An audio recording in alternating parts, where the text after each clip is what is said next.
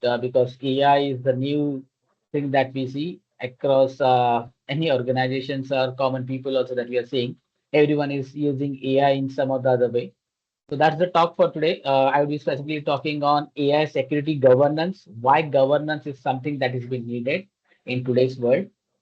So let me go to the next screen. If you have any questions, feel free to park those at the last so that we can take those at the end of the session. So short introduction, I believe Yogesh already gave a short brief, but I can just add who I am. Myself, Ravindra Gotavade, Senior Domain Architect with Tetra Pak India. I've been having around 17 plus years of experience within the IT industry. And last 6 plus years, I've been specifically working within the OT security. So when I say OT security, industrial control systems, I've been working across sectors like pharma industry, automobile, oil and gas, and across domains also. So if you see my past career for more than a decade, I've been within the technical forum. So hands-on expertise person on endpoint network application governance, SOC and cloud security. I'm also an active member of various different social forums, like ISA Pune is one of them. Apart from that, I'm also part of ISACA Mumbai chapter, IC Square Mumbai chapter, SANS ICS global community. So people who are not familiar, this is again an global community for industrial control systems, and an active member on LinkedIn. So feel free to connect with me if you have anything that you want to discuss and take it forward from there. Currently, I'm working with Tetra Pak India. It's again a leading food and beverage industry, having global presence. So I'm based out in Pune, Chakan itself. Few of the certifications that have been listed down that I've done throughout my career. The latest one is the SANS Certified Security Architect, and I'm also an ISA 62443 expert, which is again the one which I believe Yogesh explained into your earlier slides, which contains 4 different certificates, and then you become an expert. So let's jump on. Just a short disclaimer, because again, coming from an industry, I believe disclaimers are something that should be clearly given across. So I'm just adding the one. The opinions are own and not the views of my employer, which have been affiliated now or in my past career.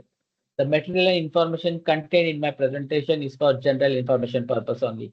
So today also, within my presentation, I brought few slides that I've just taken out from the, we can say the open internet. I've taken few references from one of the recent courses that I attended, and I clearly liked the way security governance was being presented, AI security governance. And I just took few references from that last, we can say, course also that I attended, as I said. Going to the next slide. Guys who are not speaking can be on mute so that it will help me. Yeah, so that it does not creates a concern and then we are in the flow. So short agenda for today. I will not go through all this, but yeah, I can tell you I brought few stories, and that's what I like to tell because I believe that if stories are told in a good way, they remain into your memories for a longer time. And I believe that's how I have done also previous sessions with IC Pune, that I come up with few stories and then I walk you through across all those stories so that you stay connected, like what exactly needs to be taken away from this entire tech talk. So, short agenda, why AI security governance, short comic story. So this is again a big story today in the form of a comic that I brought up today. A few learnings from that particular story that have been printed here. And at the last, we would be seeing why AI and social engineering and business email compromise kind of and things has been raised across and how we can be resilient. So that can be the takeaway from this overall session that we'll be talking at last. So starting with a short story, Air Canada. This happened in 2022. So there was a family in Canada which had some kind of a death within their family, and they wanted to take that body of the person to back to their hometown. And some of the we can say neighbors suggested that you can check the Air Canada's website. They have some bereavement discounts. So I believe people who wanted to take, we can say, their family relatives' dead bodies back to their hometown, Air Canada specifically comes up with some discounts for those kind of cases. So that person of the family visited the website. So it was a chatbot, AI chatbot again. That was the kind of an front end for this particular user. The user interacted with the chatbot, and something catchy happened with this particular case. So during the interaction, the chatbot suggested the person to book the ticket first and later on to avail the discount. The person followed the same. He did the similar thing what the chatbot suggested, and he booked the ticket. And later on, he reached back to Air Canada for the discount. When he reached back, Air Canada denied his discount, saying that you should have taken the discount during the ticket booking itself.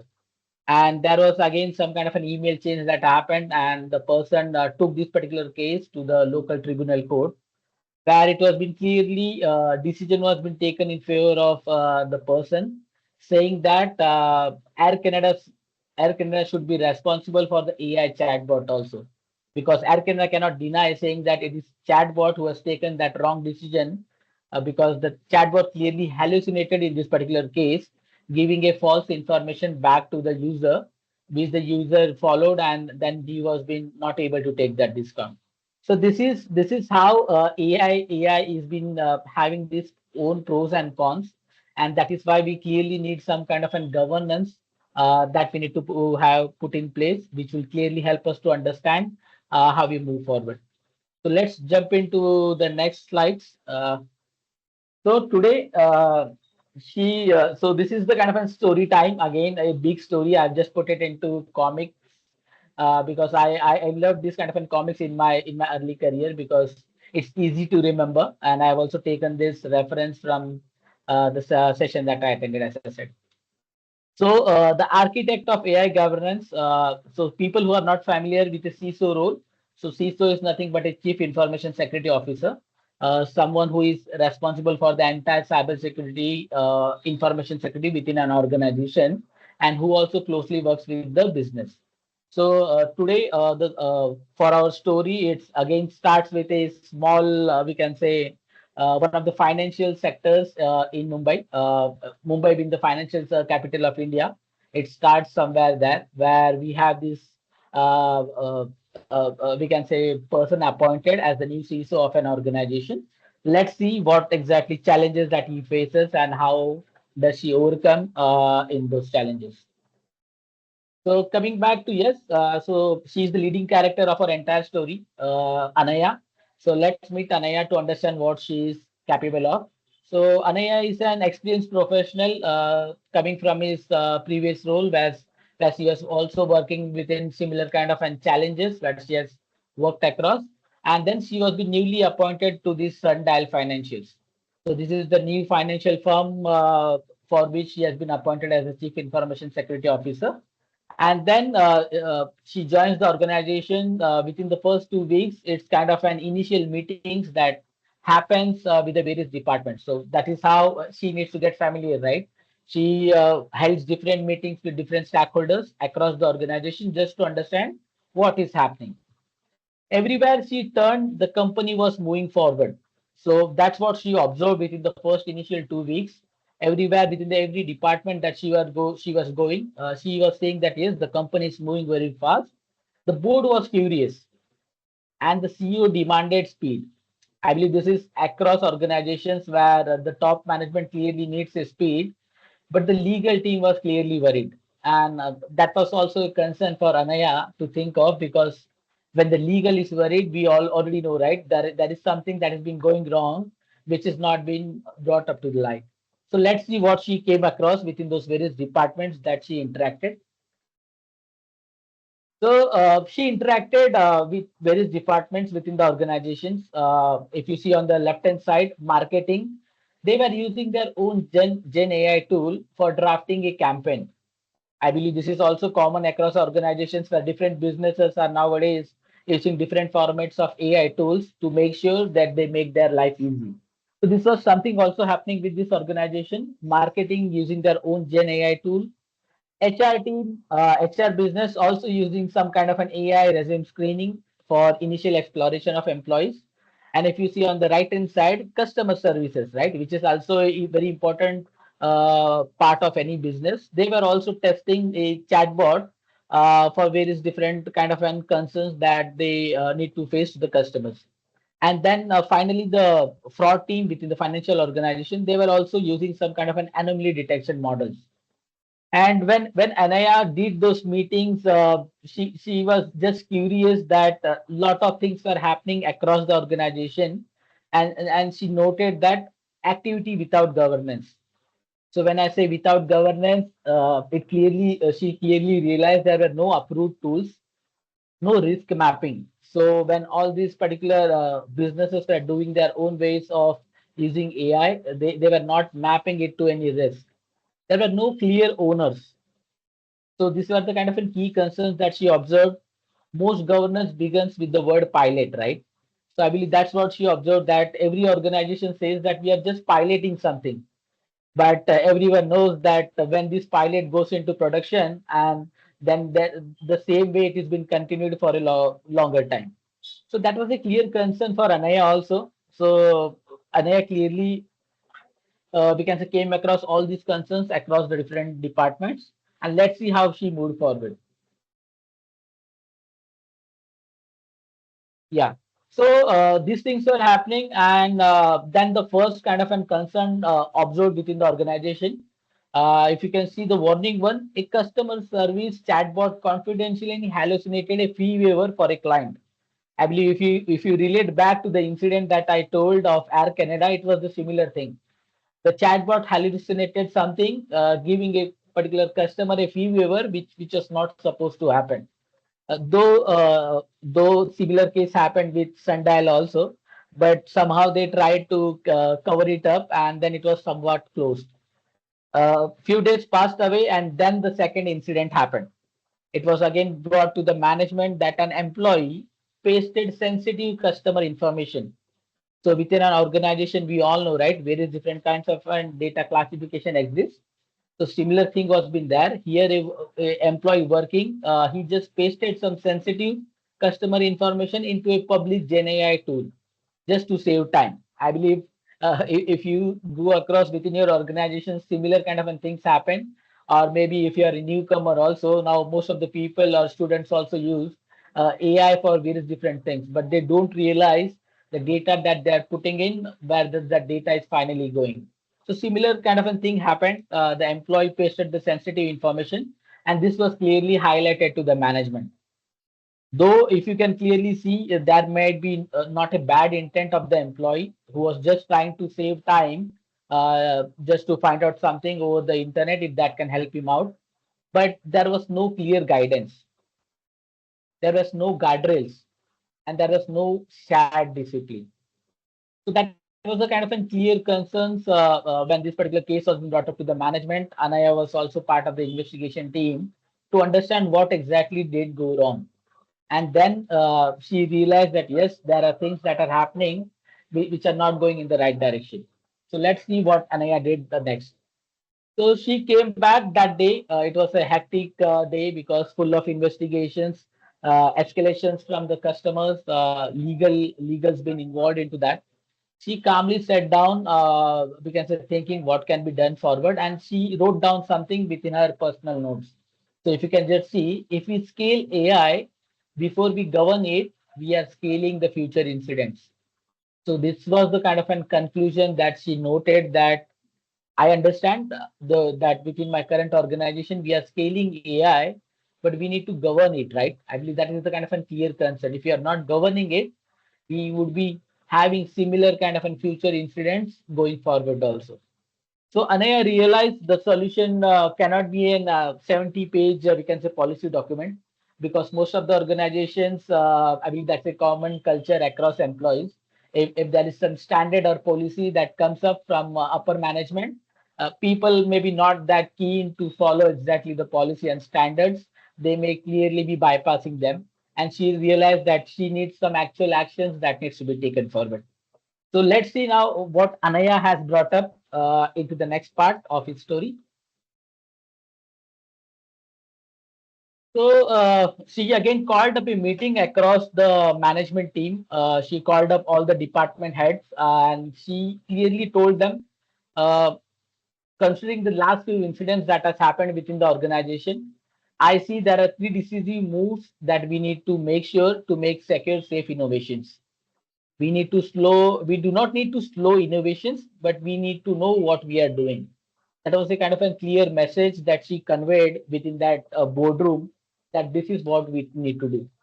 And then she explained what is the kind of a steps that we need to take forward. First step, we should have a clear inventory where every function or every department makes, that what we are using in terms of AI, even informally. Because if you go today, also many within an organization may be using AI for different purposes, right? So similar thing that he realized, that we should have a inventory of things. Okay. So every department should have a inventory of what exactly they are using informally also. Second step that she conveyed, we need to have a triage. So when we see a triage, create a simple color-coded risk classification system. Maybe in the next slide, I will explain this in more detail. But she clearly wanted the businesses to classify that data that they are uploading, the use cases that they are uploading. So she clearly wanted the various departments to classify the various different use cases that they have into different risk categorizations. So that was the clear second step that has been conveyed. The last step that she conveyed to the boardroom was, we need to have a forum. We need to have a group of people across departments. They would be nominated from across the department. The we can say the subject matter experts, maybe, who can who can uh, who can clearly take those decisions, and then we can have we can say decision across the common community to see all the angles. So she said, establish a lightweight cross-functional governance group. That can be the final thing that we are looking at in third step, and let's see what exactly we mean by the risk matrix. So coming back to the risk matrix that I talked about, this is what she conveyed, that how an AI risk matrix should look like. If you see the first one, green, low risk. So we need, every department needs to we can say note down any general idea that they are using to where guys who are not speaking, please be on mute so that it does not create concern. So the rule was very clear. Proceed with basic awareness and standard data hygiene. So any use cases that are of just general basic ideas, I believe that should be categorized as low risk items. Second one, going to the second one, amber, moderate risk. If there are use cases where some data within the organization is getting uploaded, that can be part of this amber or moderate risk. So she clearly told that we should only use approved tools where no personal identifier information has been allowed. So PII, which is personal identifier information, is also clearly a regulatory concern, right? If you go back to the previous case, the incident second, where the employee clearly uploaded the customer personal identifier information. If you talk about today's world, data regulation is something also coming right across India. And if you talk about European also, if your organizations work for Europe, they clearly have this GDPR and other regulations. Europe also has this new EU AI Act. So there are many regulations where which clearly says that personal identifier information or maybe a health information, which is something critical, we should not allow direct uploads. So that was the kind of a clear message for Amber. Like, we need to have approved tools first of all, and then we should not allow the data that is being classified as confidential to go within this Amber cases. Red one, I believe these are again the high impact use cases where clearly if we are having customer facing bots like in the previous case, or the Air Canada's story that we talked about, or HR regime training. So this all can fall under the red, or we can say the high impact cases. And then the rule can be very clear. We should have mandatory human review. So person or human in the loop is something that is very much necessary. We know AI tool can hallucinate, they can impersonate. So to avoid this kind of an cases, we clearly need a human in the loop to review those things before a final action has been taken. So that was the clear message that was being conveyed by Anaya to all the stakeholders. And now let's see what exactly happened when this was being conveyed. So she formed this particular team that she wanted across the departments, the common forum that we talked about. She asked departments to, we can say, nominate people. So we had people from risk, managing exposure and reputation. We had a representative from the data team where making sure data quality and privacy are maintained. There was also someone from legal. I believe this is also very important in today's world because uh, there are many regulations as they are happening. We need to clearly have those interpretations from the legal saying that this is allowed or this is not allowed. So there was also a legal person as part of this small forum. Someone from the security team who clearly protects the perimeter and the infrastructure. So that was also been part of this short forum. And then someone from the business driving the actual use cases and the return on investment. So what Anaya did as a whole, she didn't build a heavy committee, but she gathered the exact right people from various departments that can help him out to take this particular AI journey across the organization. So let's move to the next slide. So she set up few simple rules of engagement. I believe some of them we already talked about in our earlier slide. Similar thing was been done. She set up some clear rules. The first rule, if you can see, approved tools are the ones that are allowed.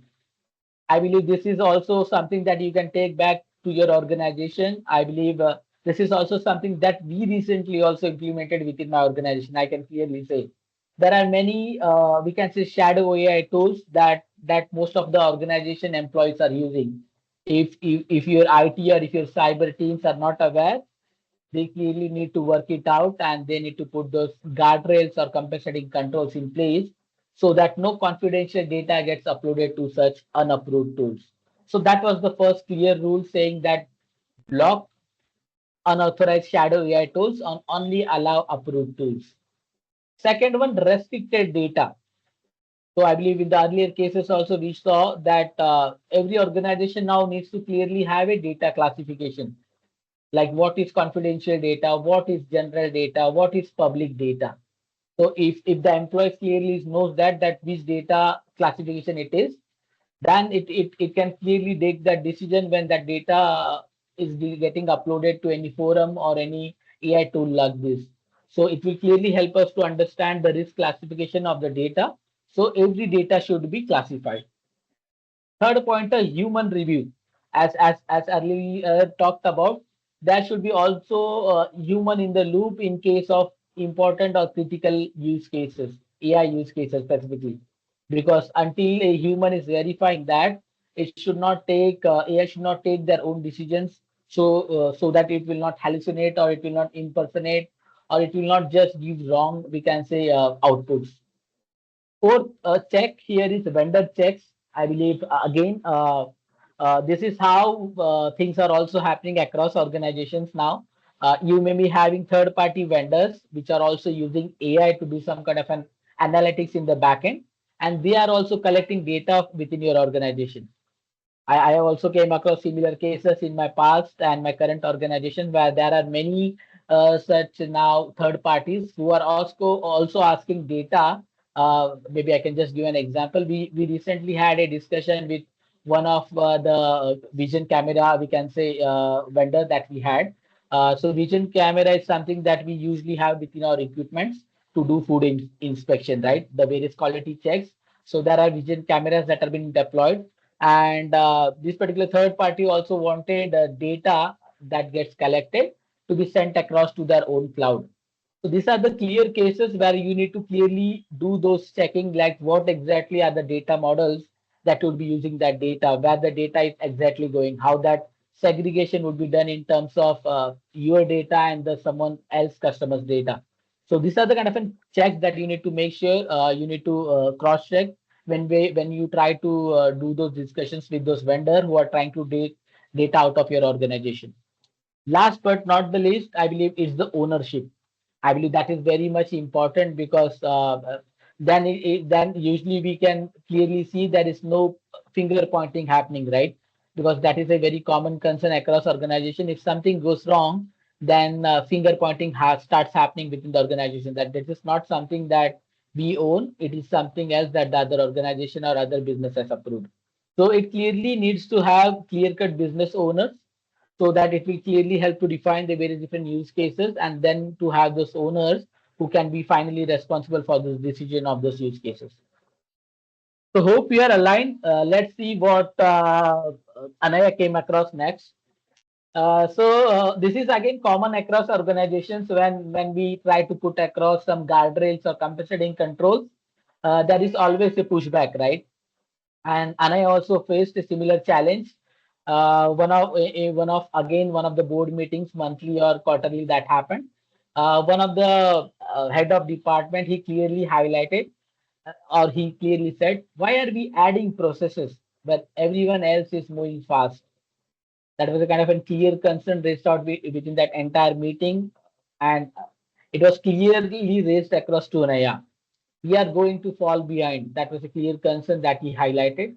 Anaya stayed calm for some time, and then he tried to give a quick answer to that particular person. Because speed without clarity is not innovation. So that was the clear message conveyed that if you are having speed, but if you are not having the clarity, it is not innovation. It is a drift.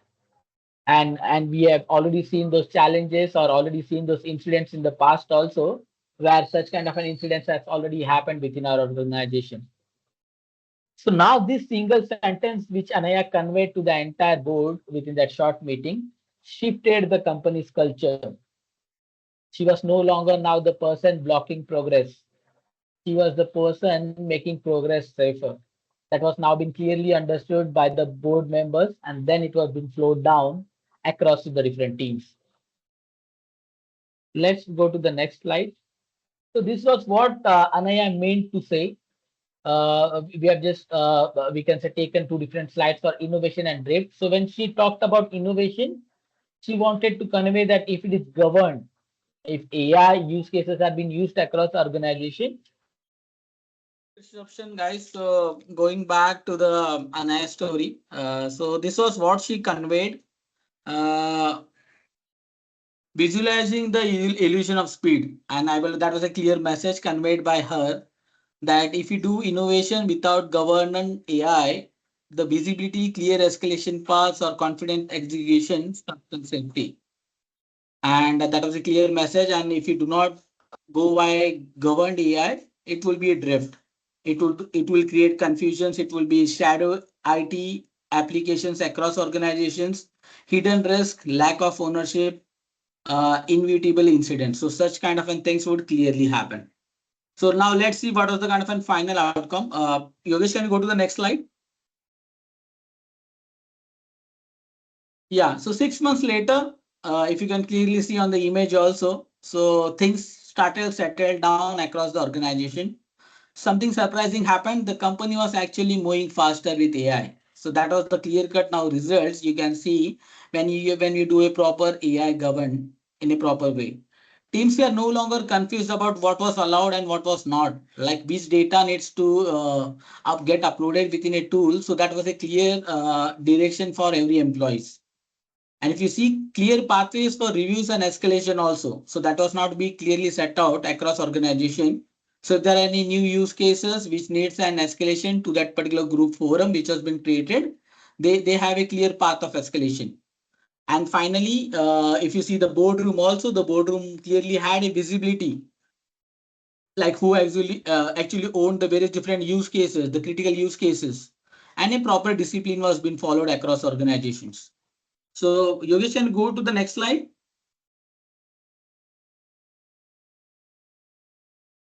Yeah. So this was what helped organization just to understand what exactly happened. So if you see 6 months ago, they were having a mindset that we are piloting.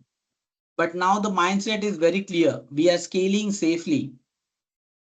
The tools, it was again unauthorized tools that was being used across within the organization, but now they have vetted and approved tools and platforms that was being used. Accountability. Now they have no finger pointing across the organizations. A clear accountability, cleared ownership of every various different use cases that they had for AI within their organization. And finally, the perception has now changed, right? People looking at Anaya as a roadblocker, they do not see her as a roadblocker anyway. They are seeing him as a person making progress safer.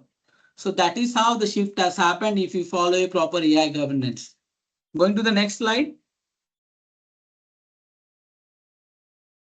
Yeah, so again, again, there was a board meeting that happened. All the head of the departments were sitting with along with the CEO. The CEO clearly conveyed a message this time. Last year, we were experimenting with AI. This year, we are governing it. So that was the kind of a clear message from the top down saying now, yes, we govern it. We are clearly responsible for various ownerships. And that is why I trust our next step. And if you clearly see across Anna's face also within this image, she was happy and everyone was looking her not as an obstacle. She was now bringing a kind of a decision making within those kind of board meetings also by knowing that she can be the trusted guy within this organization to make sure AI has been safely taken forward. Going to the next slide, Yogesh.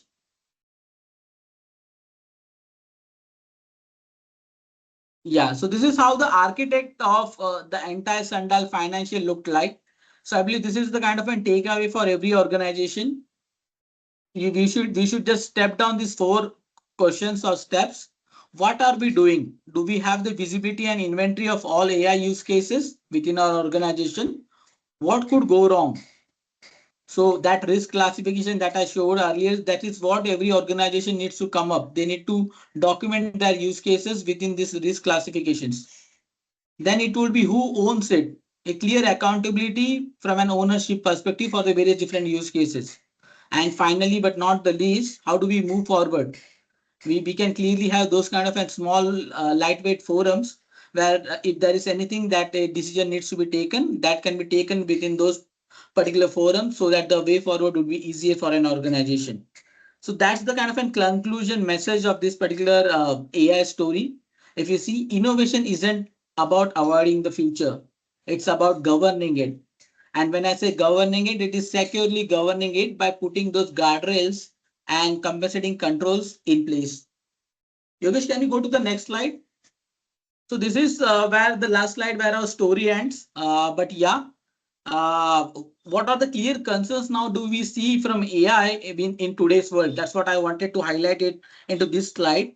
Earlier, if you see, there are a lot of emails or we can say business email compromises where grammatical mistakes were there, right? But if you see today's generated spear phishing mails or phishing mails, they are more professionals.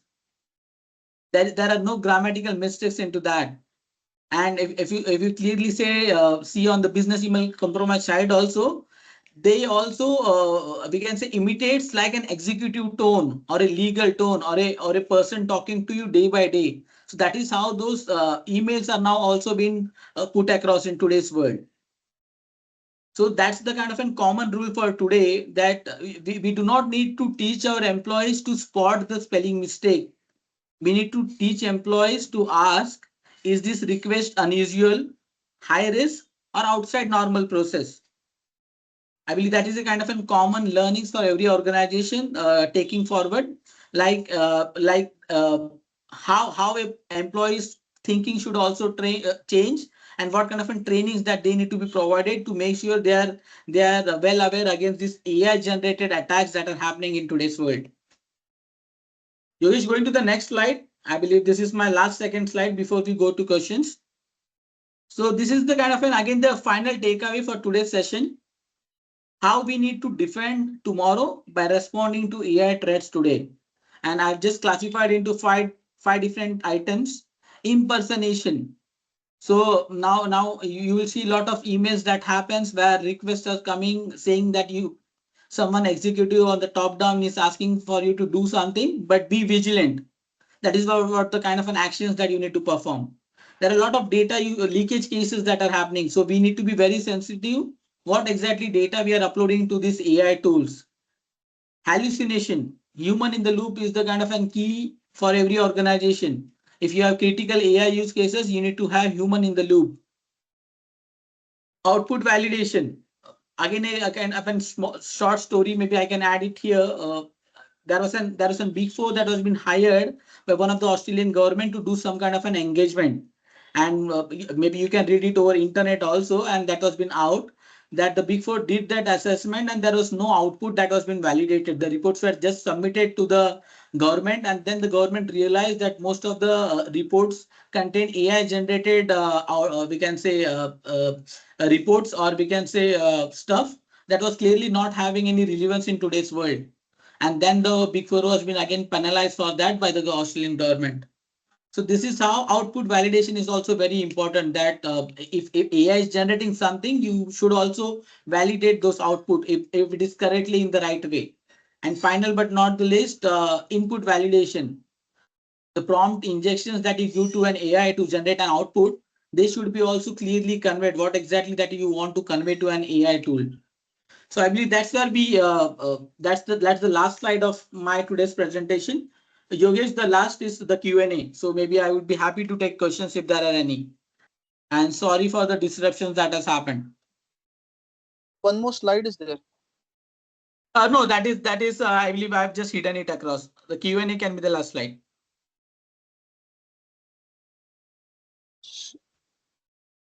So, so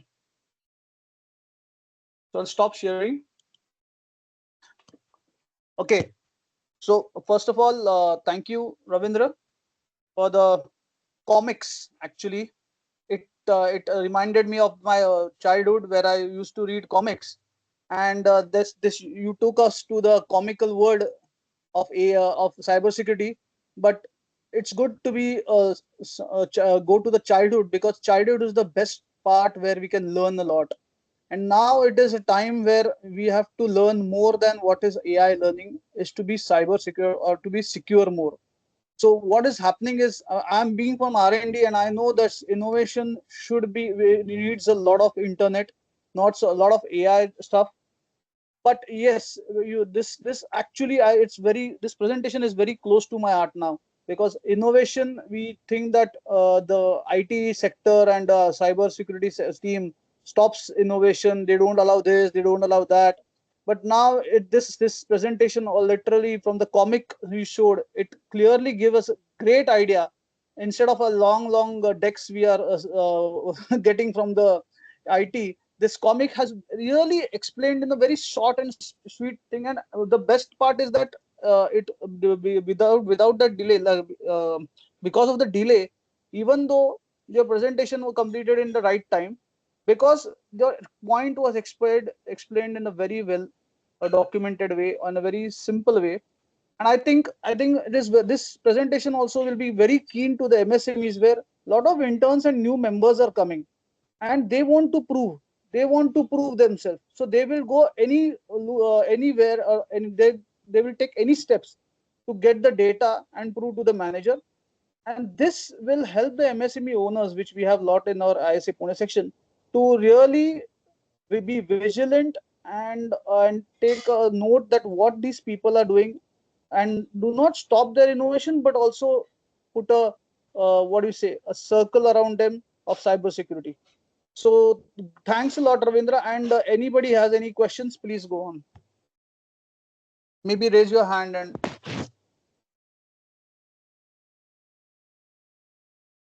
There is a question in the chat. So basically, the question is, first of all, thank you, ISA, for all the informative session. I really appreciate your efforts. The question is more like looking into all the governance required for controlling the AI. Might be more costlier than what we are saving by using the AI. What's your opinion on this? I agree. I believe that is how. But if you talk to any organizations today, everyone wants to use AI in some or the other way, right?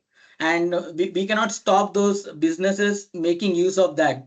But yeah, return of investment is something that needs to be clearly thought of. Whether introducing AI would clearly have a return in terms of a long term, or it is just making your self investments more. I believe that is the kind of a common take that every organization needs to think before investing, and then how it needs to be scaled into a long-term kind of an initiative. And with that, I guess someone has raised the question, but with that, I have one follow-up question. I'm very concerned about, let's say, my organization is kind of putting all these efforts to protect the data and all this, but then when I'm getting that work done through the vendors, let's say, and the vendors are very small